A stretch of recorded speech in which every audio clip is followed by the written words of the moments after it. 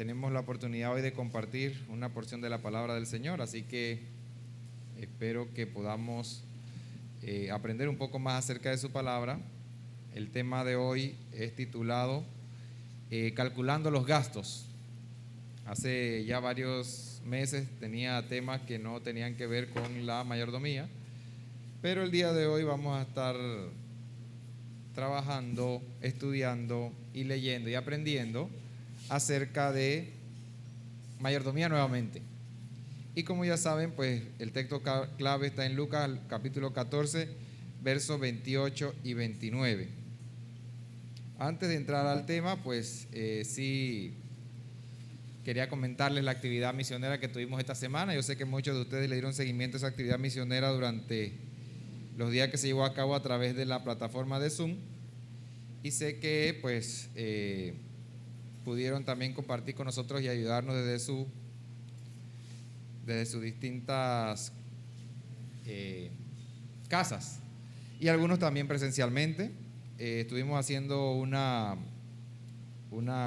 mini campaña, digámoslo así, en la casa del hermano Martín, donde compartimos pues algunos mensajes de la palabra del Señor relacionados pues a los principios fundamentales que rigen la iglesia.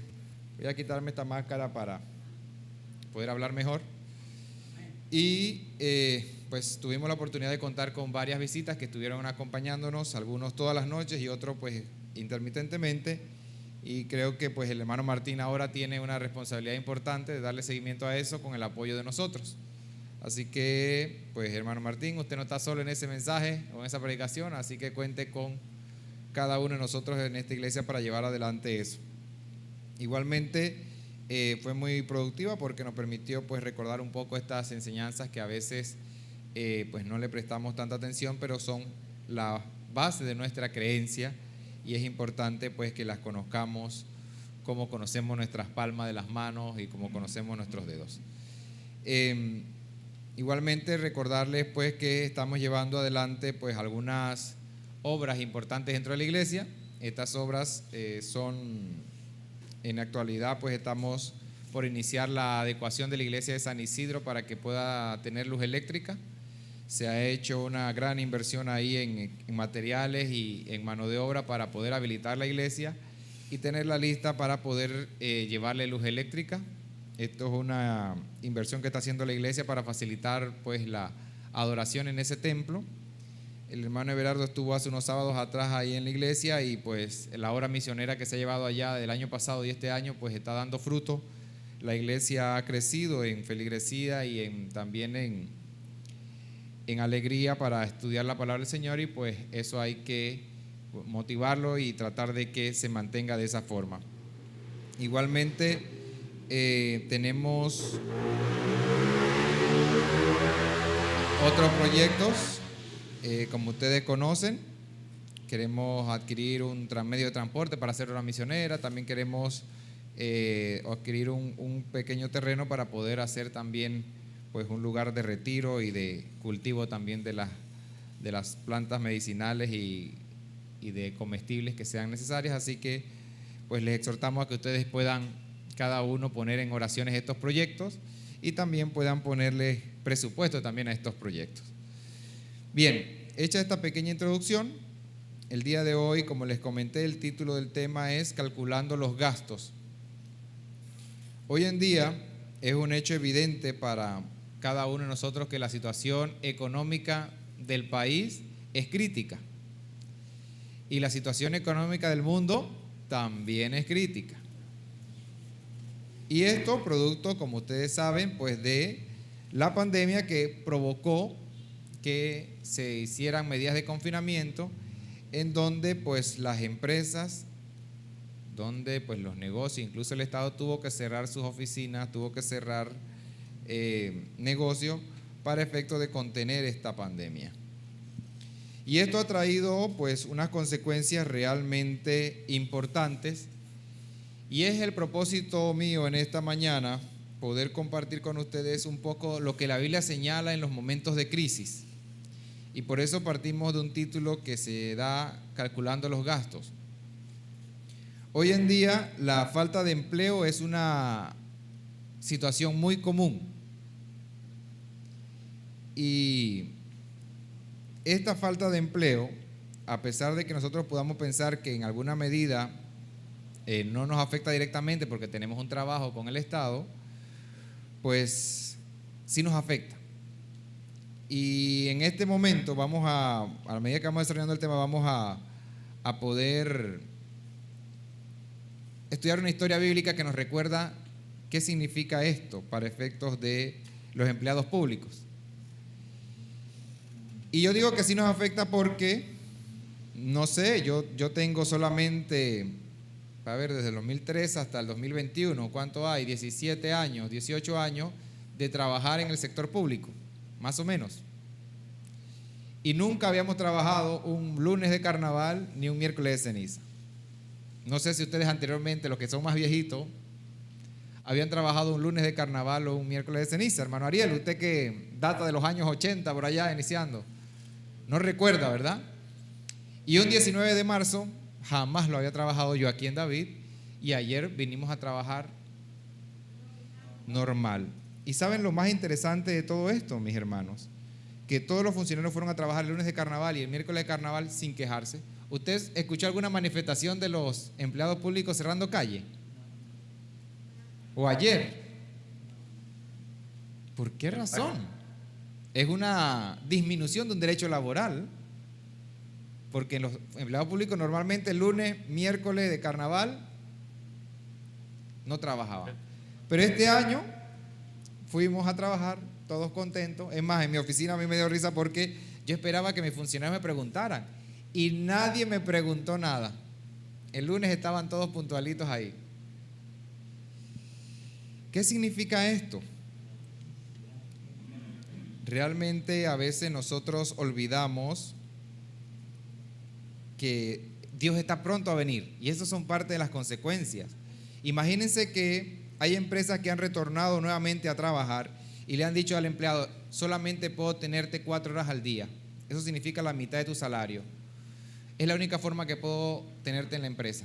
¿Tú aceptas? Y la gente dice: acepto. Ganando la mitad del salario. Y algunos le han dicho: mira, te tengo acá suspendido porque no puedo trabajarte, pero ven a hacerme camarones para poder pues completar. Y la gente ha dicho: acepto. Y esto, a pesar de que parece no tan importante, es realmente importante porque nos demuestra cómo está la situación económica actual. Realmente los panameños hemos tenido siempre la estigma, digámoslo así, de que pues los de afuera vienen y hacen negocio y nosotros no hacemos nada. Eso es la estigma que siempre hemos tenido. Pero realmente lo que ha pasado es que los panameños siempre han estado muy cómodos o muy acostumbrados a tener puestos de trabajo estables donde ellos pueden generar sus recursos de manera diversificada, y esto ha sido el principal punto de afectación en esta pandemia, porque normalmente los emprendedores, las personas empresarias, que la mayoría de los negocios en Panamá son pequeños negocios, siempre creen que son las grandes empresas los que manejan la empresa privada. No, la tiendita, la lavandería, aquel señor que tiene una imprenta, el vendedor de legumbres. Los pequeños negocios son más de la mitad de los negocios que hay en este país y son los principales que se han visto afectados. ¿Y qué va a pasar con los empleados públicos? Los empleados públicos han estado cobrando su salario y sale por ahí Juan Carlos Tapia todos los días que le toca hablar diciendo que hay que reducirle el salario a los empleados públicos porque la gente está pasando trabajo y los empleados públicos siguen ganando. Y en esta iglesia tenemos una bendición. Hay muchos empleados públicos también. ¿Sí o no? Amén. Hay muchos empleados públicos. Y eso es una bendición. ¿Por qué una bendición? Porque a pesar de la crisis hemos estado aquí sosteniendo la causa, hemos estado aquí apoyando. Sin embargo, el Señor nos llama a nosotros a hacer una reflexión. Y esa reflexión vamos a buscar el libro de Génesis, capítulo 41. Porque Génesis 41 nos enseña qué pasa cuando hay crisis.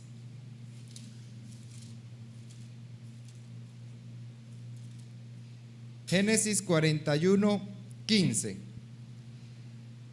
Y dice así: Y dijo Faraón a José: yo he tenido un sueño y no hay quien lo interprete, mas he oído decir de ti que oyes sueños para interpretarlos. ¿En qué parte de la historia estamos? A ver, pongámonos a recordar, ¿de qué estoy hablando? Aquí, ¿cuál es el contexto de esta historia? Se me durmieron. Vamos a ver, yo dejé abierto aquí la sesión para poder saber que tengo a mis hermanos aquí conectados. ¿De quién estamos hablando en esta historia? Del faraón y de quién más. De José, correcto. ¿Qué más? ¿En qué momento de la historia de José? Cuando es llevado a las cortes, porque el copero escuchó al faraón que había tenido un sueño, tenía interpretación. ¿Recuerdan esa parte?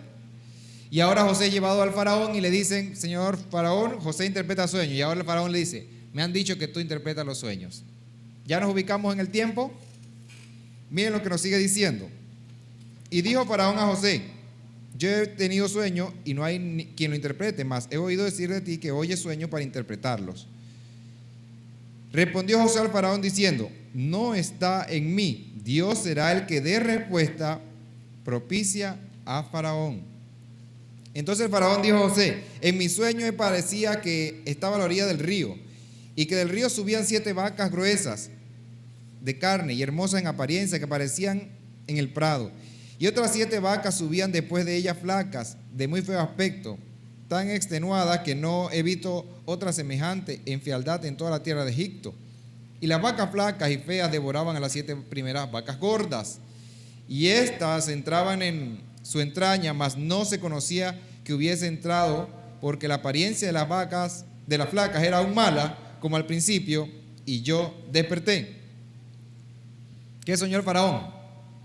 Con vaca gorda y vaca flaca. Hubiera ocurrido en este tiempo y no pensaba era que había comido mucho en la noche. Y por eso estaba pensando en comida ahí. Pero el Señor en ese momento estaba dándole un mensaje al faraón y a José. ¿Y cuál era ese mensaje? 7 vacas gordas representaban 7 años de prosperidad, y las 7 vacas flacas que se comían las gordas y que seguían flacas. Eso nos lo dice el versículo 25.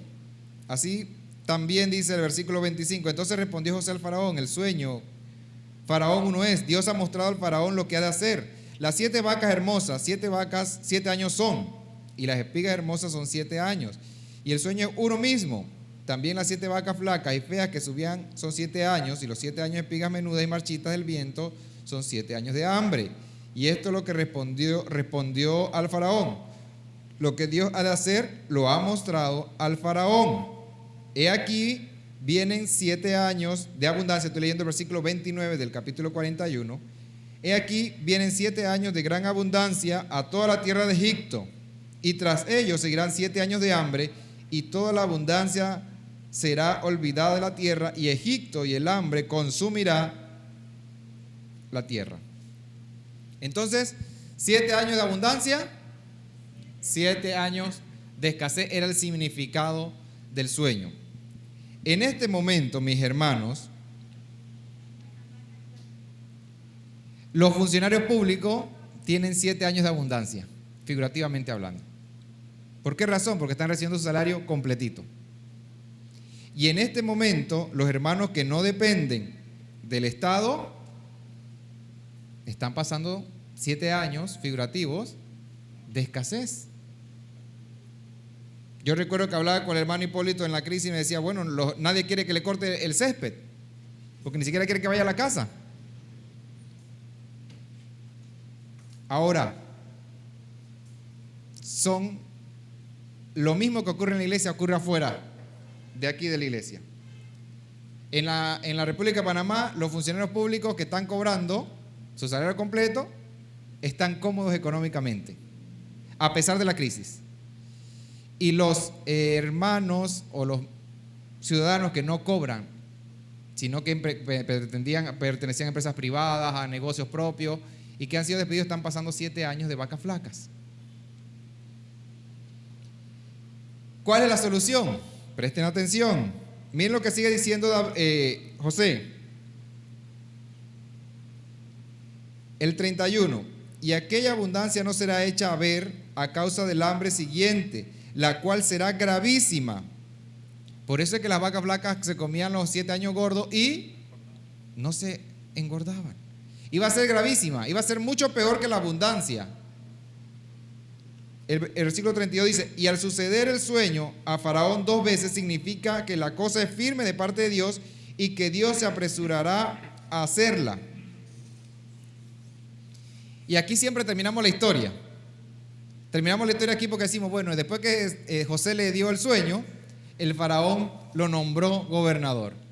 Y nos olvidamos de estos versículos que vamos a leer porque es importante el día de hoy que lo leamos, de por qué razón el faraón nombró a José como administrador o como gobernador de Egipto.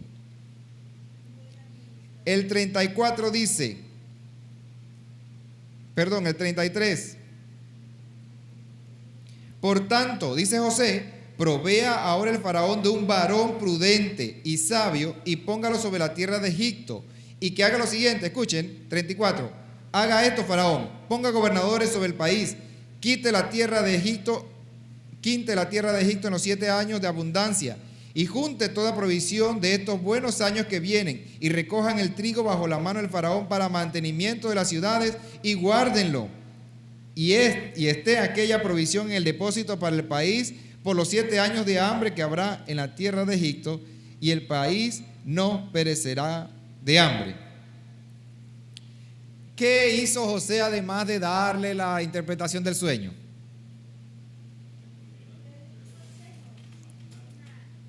Directrices. Dio un consejo, dio una directriz, dio un plan. Estableció un plan para hacer. ¿A cuántos años? 7 años. Ese plan consistía en 7 años. ¿Y consistía en ahora qué? ¿Qué había que hacer? Sembrar, aprovechar la abundancia y recoger. Recoger y recoger y acomodar. ¿Para qué cosa? Guardar. Y ahora me preguntan, ¿y cómo guardaban esos granos y esa cantidad de alimentos si no había refrigeradoras?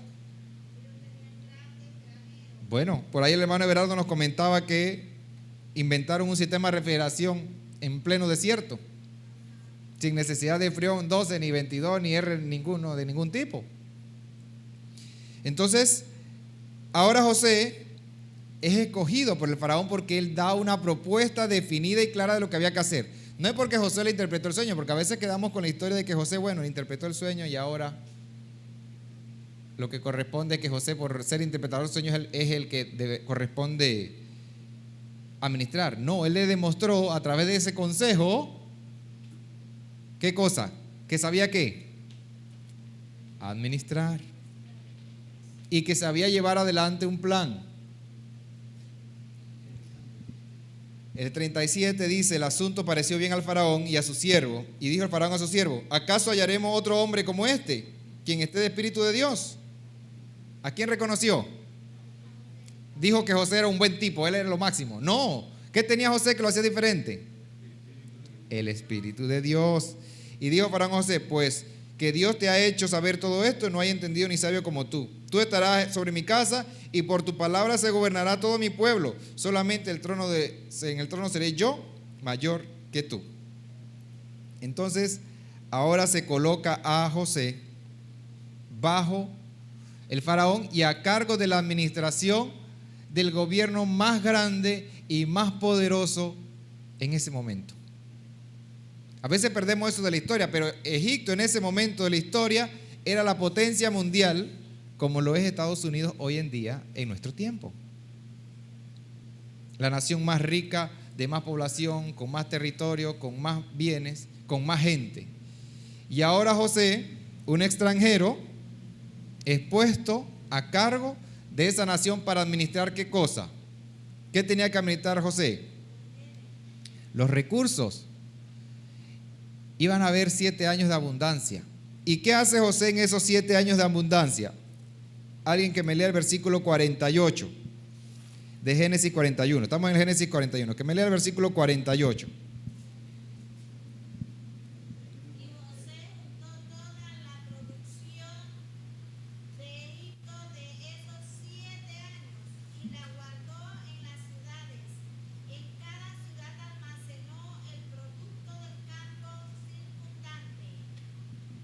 Amén. ¿Cuál fue el método que utilizó José? En cada ciudad de Egipto agarró y guardó alimento. Hubiera sido José panameño y se hubiera centrado todo en la capital. Hubiera hecho 3 hangares en la capital y todo se lo hubiera llevado para allá. Porque aquí en Panamá todo funciona así, todos nos llevamos para la capital. ¿Sí o no? Pero José estaba siendo dirigido por Dios y Dios le dice, aquí la centralización no funciona. Cada ciudad va a tener un lugar donde se guarden los alimentos. ¿Y qué alimentos se van a guardar ahí? Pues los excedentes. Y una característica importante es que dentro de esta historia, dice el versículo 49, recogió José trigo como arena del mar, mucho en extremo, hasta no poderse contar porque no existía número. ¿Qué significa eso? En los tiempos de abundancia, ¿qué hay que hacer? ¿Qué hay que hacer, hermano Ariel? Guardar, guardar y guardar. Pero ¿qué pasa muchas veces con nosotros, cristianos adventistas del séptimo día y miembros de este país? Cuando hay abundancia, ¿qué hacemos? Como ahora estoy yo más, vamos a gastar de diestra y siniestra, porque ahora tengo más plata. Pero el consejo divino es cuando hay crisis y hay abundancia, ¿qué hay que hacer? Guardar. Y yo recuerdo, y miren, voy a traer estas palabras de una piedra espiritual, hablando del presidente de la República, que una vez dijo, estamos en tiempo de guerra, ya hay que orinar 2 veces en la misma taza y guardar. ¿Ustedes recuerdan eso que salió diciendo? Lo criticaron mucho. Dijeron, ¿cómo vamos a orinar 2 veces ahí? No sé qué, bla, bla, bla. Pero realmente cuando analizamos esas palabras, tienen un significado bíblico. Y es que cuando hay situaciones de escasez o de crisis, hay que ser cuidadoso con los recursos. Y les voy a poner un ejemplo de la vida práctica. Desde el año pasado, aproximadamente en abril, yo tengo un apartamento en Panamá que alquilo, yo creo que lo comenté anteriormente, y las personas dejaron de pagarlo porque se quedaron sin trabajo. Así que yo he tenido que cubrir todo ese tiempo. Y ellos consumían en el apartamento entre 125 y 150 dólares mensuales de luz, antes de la pandemia. Eso es lo que gastaban ellos mensualmente de luz. Y cuando entró la pandemia, siguieron consumiendo exactamente lo mismo, sin trabajo y sin recursos. Bajó un poquito porque aumentaron el descuento. Recuerdan que les aumentaron un descuento más por el producto y bajó un poquito como a 110, 115. Al final yo terminé pagando todas esas cuentas, porque se fueron y dejaron todas esas cuentas. Pero a eso se refería el presidente y a eso se refiere Dios. Si hay un momento de crisis, ¿qué tenemos que hacer nosotros? Si consumíamos 150 dólares de luz, ¿qué hacemos? ¿Qué hacemos, Jenny? Jenny está experta ahora, ya sabe contar los temas del medidor y todo. En la casa nosotros consumimos entre 22 y 25 dólares de luz todos los meses. Y tenemos una casa que es el doble del apartamento de Panamá. Y tenemos 3 aires acondicionados, tenemos televisor y todo. ¿Pero qué? Estamos en tiempo de crisis. Y aunque no estemos en tiempo de crisis, consumimos 20, 22 dólares de luz. A eso se refería el presidente cuando decía, hay que ser cuidadosos.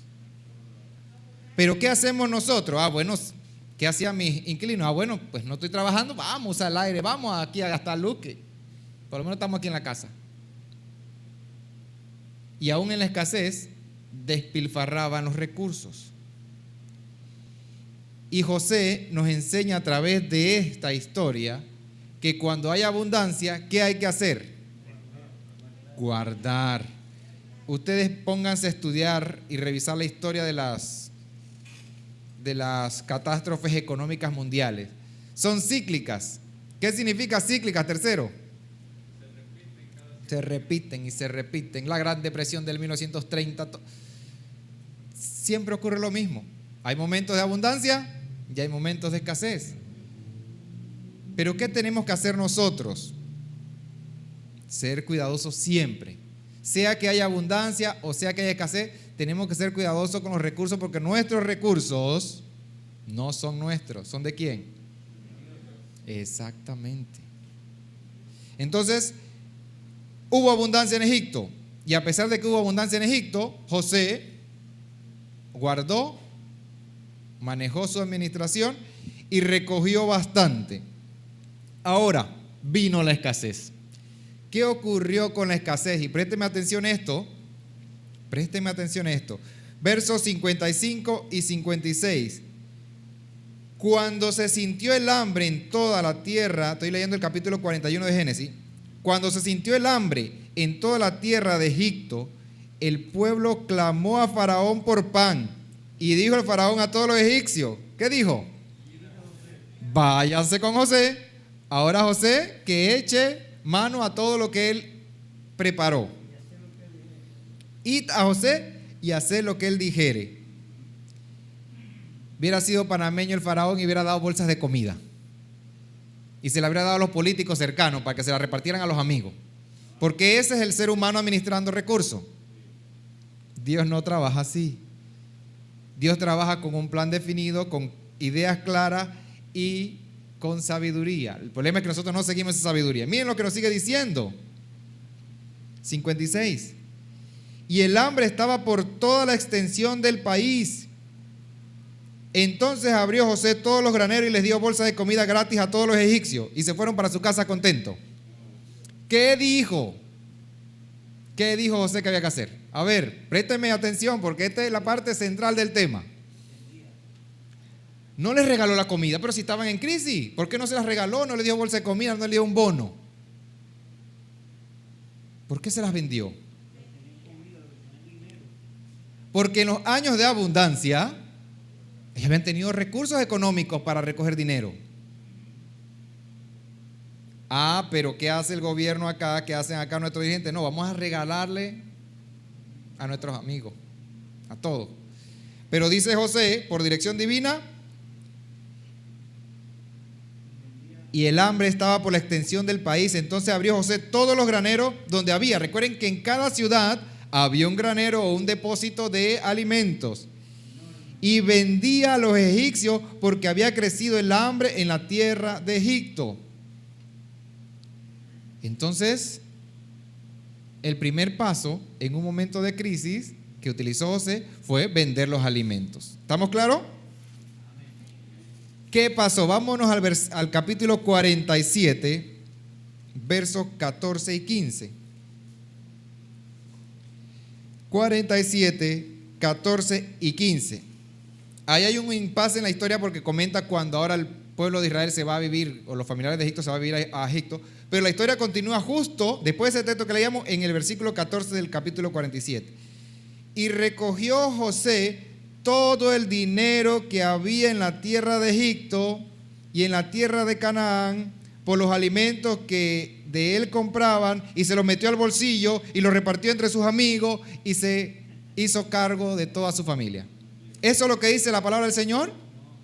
¿Qué hizo José con los dineros que cogió de todo el pueblo y de Canaán? Recuerden que los de Canaán estaban también ahí. Metió José el dinero en la casa del faraón, al tesoro nacional. ¿Usted cree que José se quedó con alguna plata de esa? Miren esto. Y pudo haberlo hecho. El faraón confiaba en él. Pero el mecanismo ahora de Dios tampoco funciona así. Y ahora dice, recogió José todo el dinero de Egipto y de la tierra de Canaán. Y ahora la gente sin plata porque vendió y la gente se gastó toda su plata comprando comida. Y acabó el dinero de la tierra de Egipto y la tierra de Canaán. Vino todo Egipto a José diciendo, danos pan porque moriremos delante de ti por haber acabado el dinero. Ya no fueron del faraón. El faraón estaba tranquilo porque tenía un buen ¿qué? Administrador. ¿Usted cree que el faraón se estaba dando mala vida? No, si tenía un administrador que era proveniente de Dios, ¿qué iba a él preocuparse? Tranquilo. Ahora la gente va donde José y le decimos, José, ahora no tenemos plata. ¿Qué vamos a hacer? Vamos a ver qué va a hacer. El 16 y el 17 dice, y dijo José, Le vamos a regalar ahora sí bolsas de comida y bonos a todos porque no tienen dinero. ¿Qué dijo? Dad vuestros ganados y yo os daré vuestros ganados y yo os daré por vuestros ganados. Y si se ha acabado el dinero, y ellos trajeron su ganado a José, y José le dio alimento por caballos y por el ganado de las vacas y por los asnos, y los sustentó de pan por todos sus ganados aquel año. ¿Qué hizo ahora José? Bueno, no tienen dinero, perfecto. Venga, vamos a hacer trueque. ¿Qué tienen ustedes? Ganado, caballo, oveja, lo que tengan, venga. Esto por comida.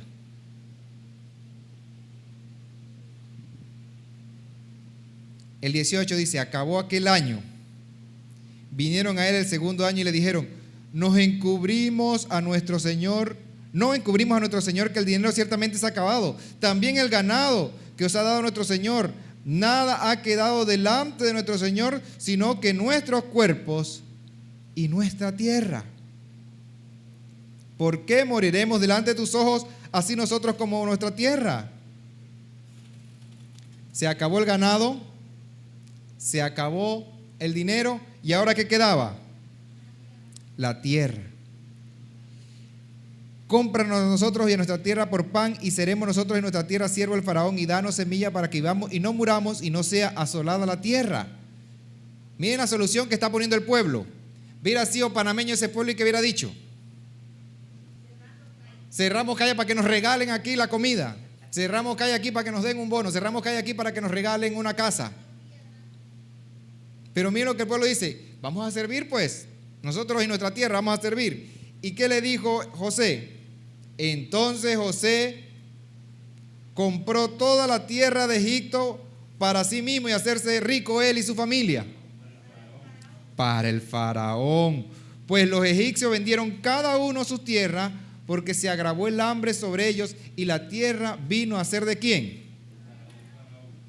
Dinero se acabó, ganado se acabó. ¿Y ahora cómo sacaron dinero? La tierra.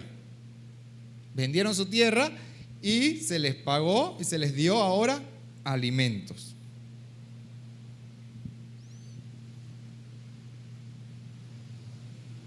El 22 dice: solamente la tierra de los sacerdotes no compró, por cuanto los sacerdotes tenían ración del faraón y ellos comían de la ración del faraón que les daba, por eso no les vendieron su tierra. O sea que lo único que salvaron fueron los sacerdotes del faraón. El 23 dice: y dijo José al pueblo: he aquí, yo os he comprado hoy a vosotros y a vuestra tierra para faraón.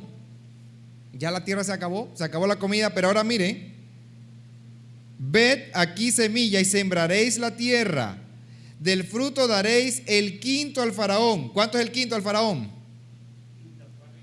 20%. De 100, una quinta parte es el 20%. ¿Estamos claros?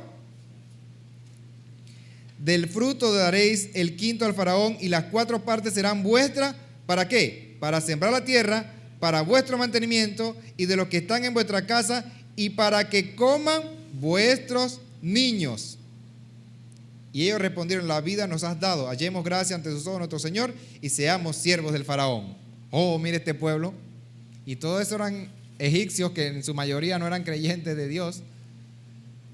Y ahora José le dijo: bueno, ya no hay tierra. Bueno, ahora yo les voy a dar semilla a ustedes, pero esa semilla tiene un propósito definido. Siembren, produzcan.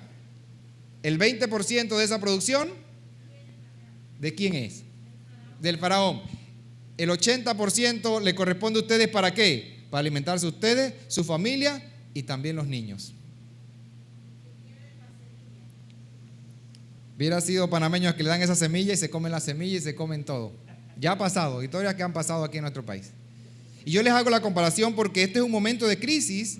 ¿Cómo Dios abre la puerta en un momento de crisis? Como estamos hoy en día. Y en ninguno de ustedes ven una solución de las que ha utilizado nuestro gobierno. Porque nuestro gobierno sigue ideas no sé de dónde. Si utilizaran la Biblia, hubieran hecho como José. Está claro lo que hay que hacer en momentos de crisis. Pero lastimosamente no hubo o no hay ese seguimiento de la palabra de Dios. ¿Y qué hizo el pueblo de Dios? Seamos siervos del faraón. Entonces José lo puso por ley hasta el día de hoy, dice el texto, sobre el 26 del capítulo 47, señalando que para el faraón el quinto, excepto la tierra de sacerdotes, que no fue del faraón. Hasta el día de hoy, decía el texto bíblico, se cobraba un impuesto de 20% sobre las tierras o las semillas. Recuerden que la tierra era del faraón, el ganado era del faraón. Ahora la producción, el 20% era del faraón. Y tenían empleados gratuitos porque estos empleados trabajaban para subsistir ellos y para pagar los impuestos. Entonces duraron el momento de crisis. Ahora mi pregunta es, ¿debemos hacer provisión en este momento? Si no lo hemos hecho, tenemos un año perdido, porque debimos haber empezado a hacer provisión desde abril del año pasado. Y hay una cosa que muchas veces nosotros no prestamos atención, y la palabra del Señor los dice. En momentos de crisis, ¿qué es lo que ocurre en los gobiernos? Aparte del despilfarro y de lo que hemos visto ahí. Y es, suben los impuestos. Suben los impuestos. ¿Y qué significa esto, mis hermanos? Especialmente a los hermanos que trabajan con el gobierno. Generalmente los principales evasores de impuestos, es decir, las personas que menos impuestos pagan, porque tienen mayores oportunidades de evadir el impuesto, son las personas que tienen sus propios negocios y son las más afectadas ahora. Pero la persona que siempre paga sus impuestos completitos, todos completos, es el funcionario público. ¿Por qué, hermano Ariel? Cuando llega el cheque, ¿cómo viene? ¿Será que le dicen a usted, bueno, este mes usted quiere que le descuenten el impuesto sobre la renta, el seguro educativo? ¿Usted quiere que le descuenten? Y entonces usted no dice que bueno, sí, yo quiero pagar hoy el impuesto. Sí. ¿Qué va a pasar, mis hermanos? Y este es uno de los propósitos, porque este tema tiene dos partes. Estamos solamente a la mitad de la primera parte de calculando los gastos. ¿Qué va a pasar? Ustedes escuchan al presidente y a los asesores diciendo, no vamos a subir los impuestos. Nosotros, mentira. ¿Saben por qué es mentira? Porque ¿qué pasa cuando usted pide prestado? ¿Será que usted le van a regalar cuando usted pide prestado? A menos que sea de un familiar que lo quiera mucho, un papá o un... ¿Y qué ha hecho el Estado? Préstamo aquí, 1.000 millones, 2.000 millones, 5.000 millones. Y en un año la deuda subió 8.000 millones de dólares. Un año. ¿Y quién cree que va a pagar eso?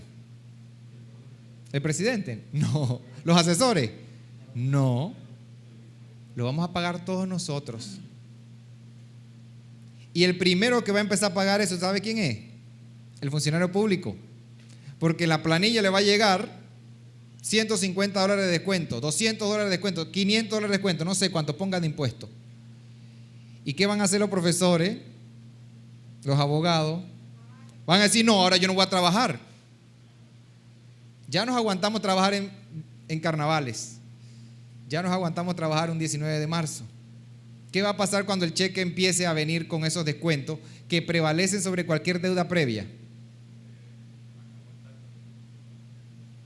¿Saben qué va a pasar sobre los adventistas del séptimo día que estén preparados? Nada, porque nosotros vamos a tener nuestra reserva como José hizo y vamos a estar preparados para eso. Pero ¿qué va a pasar sobre aquellos que no saben esta historia y que tenemos que hacer reserva ahora mismo?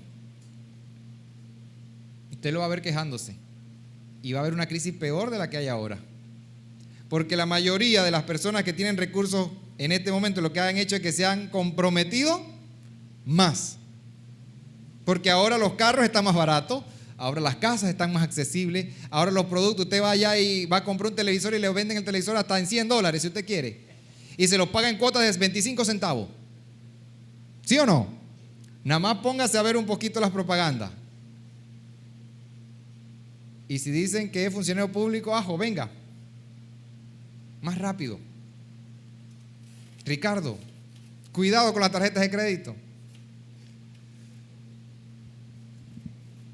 Yo siempre se lo digo a Jenny y es una de las cosas que más me gustó de ella cuando la conocí. aparte de ser guapa físicamente. Y es que no tenía un solo real de deuda. Ni siquiera una tarjeta de crédito tenía. Yo dije, esta es la mujer, Señor, que yo necesito. No tenía deuda. Y eso es precisamente lo que va a definir ahora, en este momento de crisis, cómo vamos a enfrentarla. Porque si estamos hasta aquí en deuda, ¿qué va a pasar cuando empiece el impuesto y ¡pax! Nos venga menos salario? Porque al funcionario público no le perdona el impuesto. Los de la empresa privada se la juegan con sus declaraciones de renta. ¿Sí o no, hermano Ariel? Usted sabe cómo hacen las empresas privadas. Y los impuestos se los juegan. Pero los empleados públicos no nos los podemos quitar. No nos podemos quitar. Y lo que menos va a hacer un empleado público es renunciar porque le subieron los impuestos. Porque sabe todo lo que ha pasado. Entonces, ¿qué vamos a hacer, mis hermanos? ¿Será pecado nosotros ahora empezar a calcular los gastos? ¿Qué nos dice Lucas 14? Y vamos a ir a Lucas 14 para ir finalizando. Lucas 14, 28 y 29 y 30.